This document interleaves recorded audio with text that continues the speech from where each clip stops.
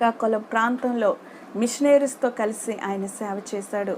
నాగావళి నది ఉంది కదా శ్రీకాకుళం జిల్లాలో, ఆ నాగావళి నదిలో ఇసుకలో కొన్ని గంటలు ప్రార్థన చేసేవాడు ఆయన. కొన్ని గంటలు ప్రార్థన చేసేవాడు. మెడ్రాస్లోని కొన్ని గంటలు ప్రార్థన చేసేవాడు.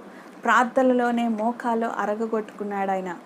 ప్రార్థనలోనే ఆయన మోకాలు మరి జీవితం కలిగి దేవునితో అంటకట్టబడ్డాడు, దేవునితో నిలిచాడు, దేవుని కోసం జీవించాడు. అందుకే విశాఖ జిల్లాలో అనేకమైన ప్రాంతాల్లో అనేకమైన సంఘాలు, బాప్టిస్ట్ సంఘాల్లో మరి ఆయన సువార్తను ప్రకటించాడు, బహిరంగ సభలు చేశాడు, బహిరంగంగా క్రీస్తు కొరకు ఆయన నిలబడ్డాడు. నేను బ్రాహ్మణిని, నేను విగ్రహారాధకుని, అవన్నీ కూడా నాకు శాంతిని చేకూర్చలేదు. యేసు ఒక్కడే నాకు శాంతిని ఇచ్చాడు, క్రీస్తు ఒక్కడే మార్గం అని ఆయన ప్రకటించాడు, నిలబడ్డాడు.